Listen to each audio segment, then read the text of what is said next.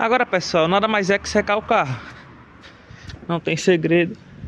Secou o carro completamente. Franelinha de microfibra. E só. Só secar o carro. Não guardar assim que terminar de enxugar. Deixar o carro um pouco no tempo, que é pra... Se tiver tempo de sol, né? Só um pouquinho, que é pro carro pegar um esquento. E é isso, pessoal.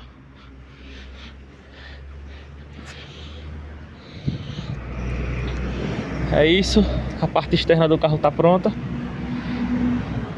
Vai faltar apenas passar o pretinho no pneu. Vou estar passando e mostrando a vocês. Valeu!